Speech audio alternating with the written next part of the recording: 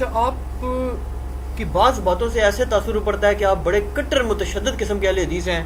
بعض سے لگتا ہے جی آپ دیوبندی ٹائپ ہیں، بعض کہتے ہیں جی بالکل لگتا ہے کوئی بریلوی، بلکہ اس سے بھی آگے بڑھ جائیں تو بڑے صوفی ٹائپ ہیں، اور بعض کہتے ہیں جی کہ آپ بڑے جناب وہ شیعہ ہیں، بلکہ بعض تو رافضی تک کہہ دیتے ہیں. تو یہ کوئی سمجھ نہیں آتی. یہ ہمیشہ سے ہوا ہے، ہمارے اماموں کے ساتھ بھی یہی کچھ ہوا ہے. امام شافعی رحمہ اللہ تعالیٰ کے بارے میں تواتر سے اہل سنت ہے، تمام اسماء و رجال کی کتابوں میں ان کے اشعار نقل کیے ہیں، دیوان الشافعی میں موجود ہے کہ امام شافعی کو صرف اس وجہ سے کہ وہ اہل بیت سے محبت کرتے تھے، اور امام موسیٰ کاظم کے وہ شاگرد تھے. امام موسیٰ کاظم بیٹے ہیں امام جعفر کے، وہ بیٹے امام باقر کے، امام باقر امام زین العابدین کے، اور وہ سیدنا حسین کے، اور وہ سیدنا علی کے رضی اللہ عنہم اجمعین وعلیہم السلام. تو ان کی شاگردگی اور اہل بیت سے محبت کی وجہ سے ان کو لوگوں نے رافضی کہا. 800 سے 1200 سال پہلے. امام شافعی 204 ہجری میں فوت ہوئے ہیں، اب 1438 ہجری چل رہا ہے. تو ہمارے بزرگوں کو بھی انہوں نے اسی طریقے، ساڑھے بھی بزرگ ہیں الحمدللہ، کہتے ہیں بزرگ ہی کوئی نہیں ہے پیچھے، کوئی بزرگ ہیں. امام شافعی ہمارے بزرگ ہیں الحمدللہ، امام بخاری ہمارے بزرگ ہیں. امام شافعی کو یہ شعر کہنا پڑا جو اسماء و رجال کی ساری کتابوں میں ہے، دیوان الشافعی میں موجود ہے. ان کان رفضا حب آل محمد، اگر آل محمد صلی اللہ علیہ وآلہ وسلم کی محبت کا نام رافضی یا شیعہ ہونا ہے، فلیشہد الثقلان انی رافضی، تو جن و انس اس بات پر گواہ ہو جاؤ کہ میں رافضی ہوں.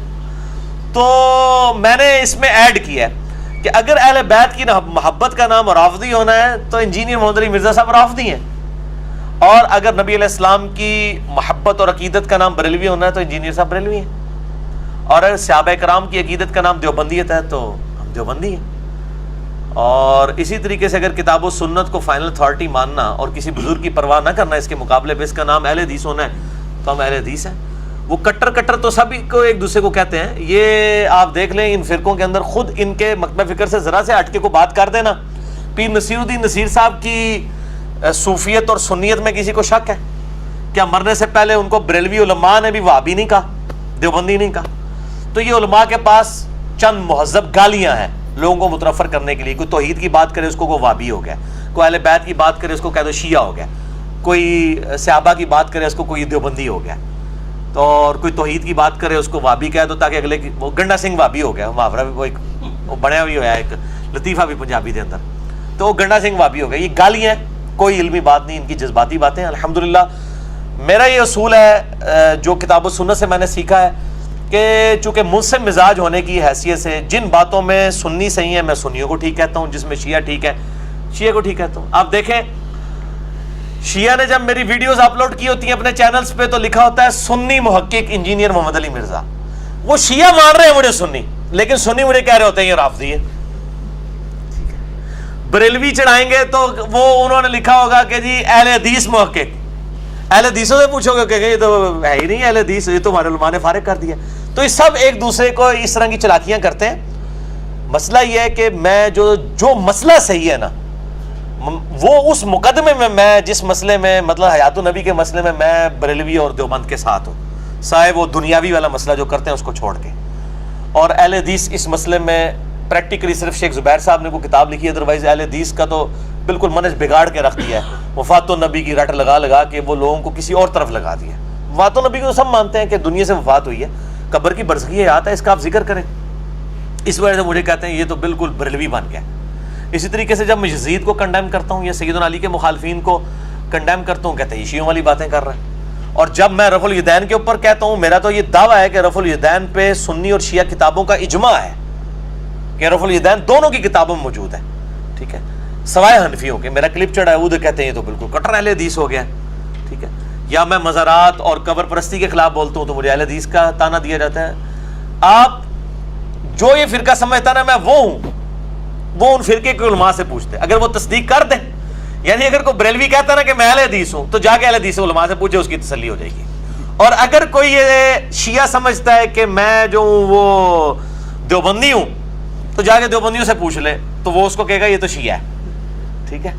اسی طریقے سے اگر کوئی دیوبندی یہ سمجھتا ہے کہ میں شیعہ ہوں، رافضی ہوں، تو جا کے رافضیوں سے پوچھ لیں گے انجینئر صاحب کیا ہیں، تو کہیں گے نہیں یہ تو ہمارے مخالف ہیں، یہ تو میر شام کو رضی اللہ تعالیٰ بھی کہتے ہیں، غلطیاں بھی بیان کرتے ہیں، اور رضی اللہ تعالیٰ کہتے ہیں، ہم تو اس کو منافق سمجھتے ہیں، تو وہ میرے خلاف ہو جائیں گے. اور مجھے بلکہ مجھے اس پہ یاد آیا، آپ ان کی بےایمانی کی انتہا دیکھیں. یہ اہل حدیث علماء کے گروپ میں واٹس ایپ میں یہ چیز ہوئی, میرے تک تو ساری باتیں پہنچ جاتی ہیں, ظاہر ہے ہر جگہ بھی مومن ایمان چھپانے والے موجود ہیں. میرا ایک کلپ جو ہے 40 منٹ کا تھا, مسئلہ نمبر 124 ABCD میں نے 4 ریکارڈ کرائے ہیں اپنے دفاع کے اوپر, انجینئر محمد علی مرزا پر علماء کے 10 اعتراضات کے علمی جوابات. اس میں میرا ایک کلپ تھا کہ شیعہ نے اعتراض کیا کہ یہ انجینئر صاحب حضرت معاویہ کو رضی اللہ تعالیٰ بھی کہتے ہیں, ان کی غلطیاں بھی بیان کرتے ہیں, تو یہ کون سا عقیدہ ہے؟ اس کے جواب میں نے جملہ بولا کہ میرا حضرت معاویہ رضی اللہ تعالیٰ عنہ کے بارے میں وہی عقیدہ ہے جو اہل تشیع کے ہاں بھی پایا جاتا ہے. بس اتنا ٹکڑا انہوں نے کاٹا. کہتے ہیں اب اس کے بعد کسی کو شک ہے, اس کا تو عقیدہ شیعوں والا ہے. آگے میں نے نہج البلاغہ سے حوالے دیے کہ مولا علی رضی اللہ تعالیٰ عنہ علیہ السلام نے معاویہ کو صحابی کے طور پہ ٹریٹ کیا ہے, منافق کے طور پہ نہیں. دنیا پرستی کا شکار ہو گئے تھے, وہ حدیث میں موجود ہے, ولادہ سے ایک ٹاپک پھر چلا جائے گا. تو لیکن وہ بیچ میں سے ٹکڑا کاٹتے ہیں اور کہتے ہیں دیکھیں اب بھی کسی کو شک ہے. تو یار وہ صرف میں نے وہ 55 سیکنڈ کی بات کی ہوئی ہے, آگے پیچھے کچھ نہیں ہے. آپ کو تو تجسس ہونا چاہیے کہ میں نے کیا بیان کیا ہے, کہ کیا عقیدہ ہے. اہل تشیع کے ہاں بھی پایا جاتا ہے, کہتے ہیں دیکھ لو جی اس کا شیعہ. بھائی میرا جو پورا مقدمہ ہے پھر بار بار آ جائے گا, انہیں اس پر ٹرنا نہیں تسی, ٹھیک ہے, میری مجبوری ہے. اے پمفلٹ میں آ جائے کے سامنے نہیں سی رکھا, میں دکھانا ہی نہ پہ جائے, میں پھر دکھانا ہے. اے فرحان صاحب دکھاؤ جی انہوں.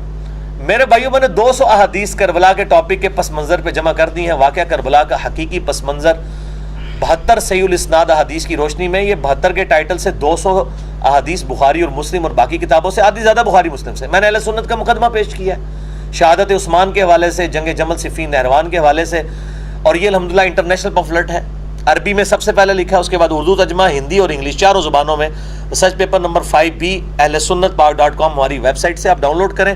ہارڈ کاپیز ہم ہزاروں کی تعداد میں تقسیم کرتے ہیں. اس میں نے اپنا پورا مقدمہ لکھ دیا ہے. اب چونکہ ان باتوں کا جواب نہیں ہوتا ان کے پاس, تو وہ اپنی طرف سے باتیں بناتے رہتے ہیں. اب اس کا تو کوئی حل نہیں ہے, الزام کا کوئی حل نہیں. وہ پنجابی جی محاورہ ہے, آٹا گوندیا ہلدی کیوں ہے؟ بھائی آٹا گوندنے کے لیے ہلنا تو پڑے گا. جب آپ نے سنیت کا مقدمہ پیش کرنا ہے, پھر جو شیعہ کی صحیح بات ہے وہ تو آپ کو ماننی پڑے گی. جب آپ نے حیات النبی کا مسئلہ بیان کرنا ہے تو بریلویوں کی جتنی بات حیات النبی میں صحیح ہے وہ تو ماننی پڑے گی, جو غلط ہے وہ غلط. اس طریقے سے جب رفع الاذین پہ اگر میں زور دیتا ہوں, ساتھ ہی ساتھ میں علماء عرب کی نماز کو بھی غلط کہتا ہوں. رکوع کے بعد ہاتھ باندھنے کے بارے میں میرے کلپ ریکارڈڈ موجود ہے کہ میں اس کو غلط سمجھتا ہوں. ارسال الیدین رکوع کے بعد, اس کے اوپر اجماع امت ہے. اور البانی صاحب نے تو باقاعدہ اپنی کتاب کے اندر لکھا ہے کہ یہ بدعت ہے عرب علماء کی. انہوں نے بھی جرت کی ہے, ان کو کوئی گالیاں نکالتا, ہمیں نکالتا ہے. تو میں الحمدللہ اگر ایک بات پہ زور دیتا ہوں تو دلائل کے اوپر, اسی مکتبہ فکر کی, اسی سے متعلق دوسری بات کو میں نہیں صحیح مانتا. لیکن میں یہ مجھے بتائیں, میں نے کوئی ایسا نظریہ لانچ کیا ہو جو کتاب و سنت میں موجود نہ ہو, یا کسی کا کسی وقت میں نہ رہا ہو, یا آج لوگوں کا موجود نہیں ہے ایسا کیتا, کہیں نہ کسی فارم میں موجود ہے.